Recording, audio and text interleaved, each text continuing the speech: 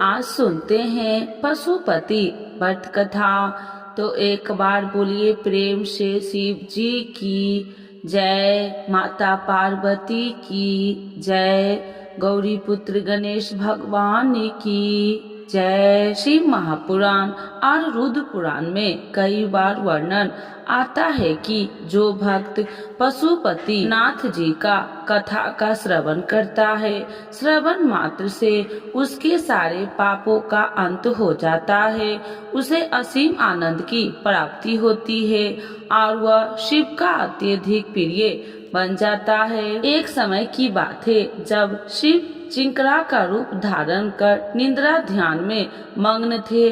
उसी वक्त देवी देवताओं पर भारी आपत्ति आन पड़ी और दानवों और राक्षसों ने तीन लोकों में स्वर्ग में तराही तराही मचा दी। तब देवताओं को भी यह स्मरण था कि इस समस्याओं का निदान केवल शंकर भगवान ही कर सकते हैं। इसीलिए शिव जी को वाराणसी वापस ले जाने का प्रयत्न करने के लिए शिव के पास गए, परंतु जब शिव ने सभी देवी देवताओं को उनकी ओर आते हुए देखा तो शिव जी ने नदी में छलांग लगा दी। छलांग इतनी तीव्र थी कि उनके सिंह के 4 टुकड़े हो गए। इसके पश्चात भगवान पशुपति चतुर्मुख लिंग के रूप में प्रकट हुए और तभी से पशुपति नाथ जी की पूजा और व्रत करने का विधान आया है। तो एक बार बोलिए प्रेम से शिव जी की जय, माता पार्वती की जय। श्री शिवाय नमस्तुभ्यम, श्री शिवाय नमस्तुभ्यम, हर हर महादेव। आइए भक्तों, आज जानेंगे पशुपति व्रत कैसे करें। जाने संपूर्ण विधि एवं नियम। पशुपति व्रत कब से शुरू करना चाहिए। पशुपति व्रत मात्र 5 व्रत किया जाता है, जिससे मनुष्य के दुर्लभ से दुर्लभ मनोकामनाओं की सिद्धि होने लगती है।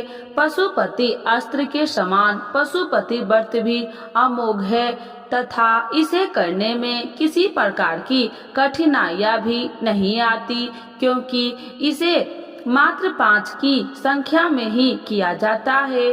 5वें व्रत में ही उद्यापन किया जाता है, इसीलिए यह काफी असरदार और पशुपति व्रत हमेशा पूर्णिमा के दिन जो सोमवार हो उसी दिन से शुरू करना चाहिए और अगर ऐसा संभव न हो तो किसी भी शुक्ल पक्ष के सोमवार से व्रत प्रारंभ कर देना चाहिए।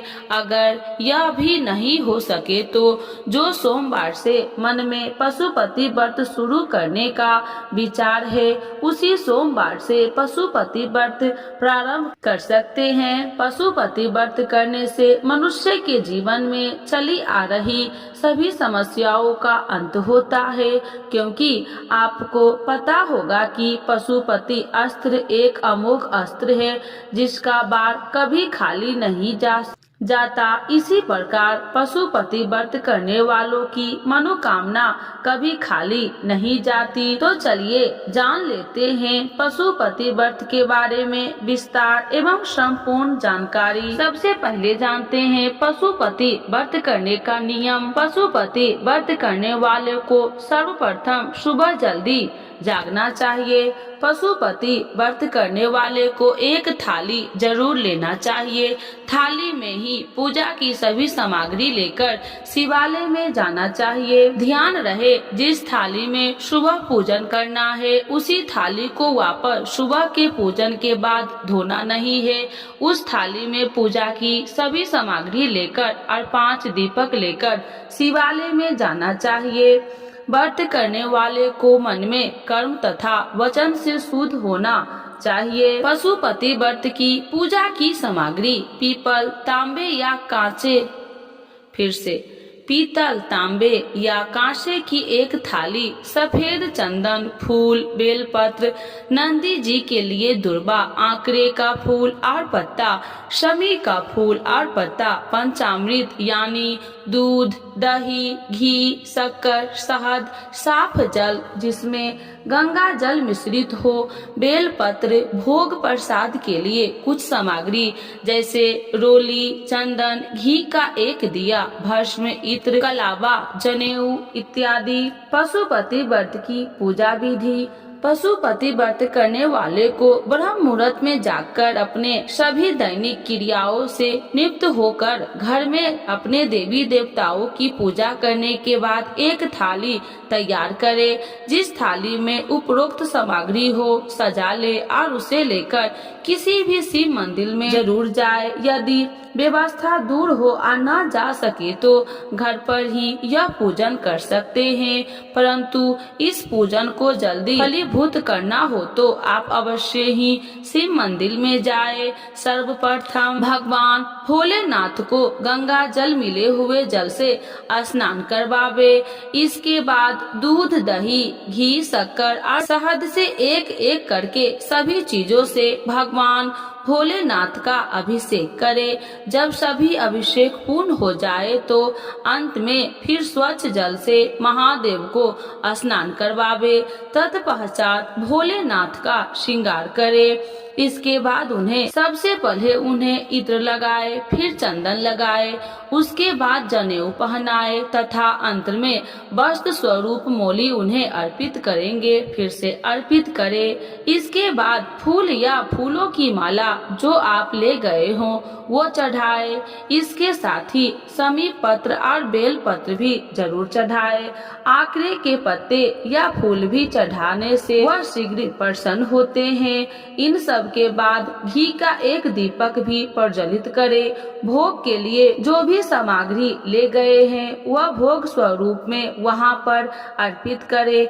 मंदिर में अलग से गौरी, गणेश और कार्तिकेय जी है तो उनका भी पूजन करे। और अगर आप सुहागन है तो आप गौरी माता को सिंदूर भी जरूर अर्पित करें।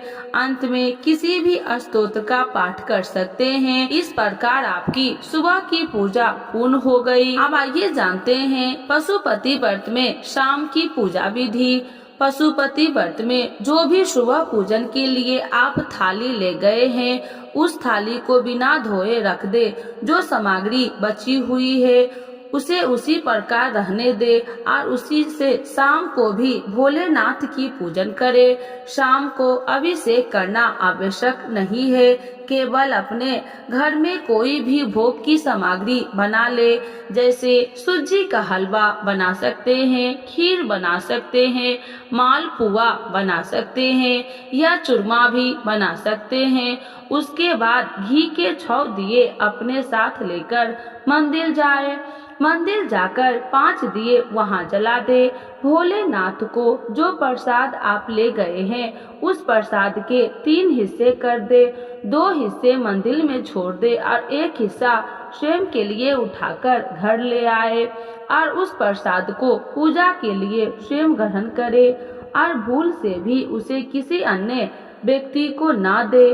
प्रसाद ग्रहण करने से पहले 5 दिए मंदिर में प्रज्वलित करे और 1 दिए को बिना जलाए अपने घर लाए और उस दिए को घर के चौखट पर यानी आप अपने घर की तरफ मुंह कर ले और फिर अपना दाहिना हाथ जिधर है उस दाहिने हाथ की तरफ की चौखट पर घी का 1 दिया जला दे और भोलेनाथ को प्रणाम करके अपनी मनोकामनाओं की पूर्ति की कामना करे। फिर घर में आकर वह जो तीसरा हिस्सा आप मंदिर से ले आए हैं उसे ग्रहण कर ले। इस प्रकार आपकी शाम की पूजा भी पूर्ण हो जाएगी।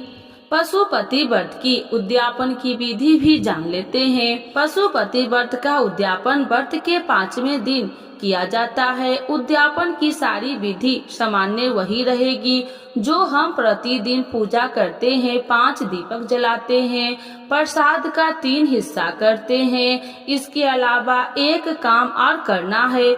उद्यापन के दिन थोड़ा सा सीधा कच्चा अनाज ले लिया जाता है। होम 1 नारियल पर 5 बार कलावा लपेटकर 11 या 21 रुपये शिव मंदिर में भगवान भोलेनाथ से अपनी मनोकामना पूरी करने के लिए उसे रखकर प्रार्थना करके फिर उसे दक्षिणा स्वरूप सीधा किसी ब्राह्मण को देकर चले आते हैं। बस यही है व्रत की उद्यापन विधि और इस प्रकार व्रत करने से महादेव सभी मनोकामनाएं पूर्ण कर देते हैं। उम्मीद करती हूँ कि यह जानकारी आपको बहुत पसंद आई होगी। धन्यवाद। श्री शिवाय नमस्तुभ्यम।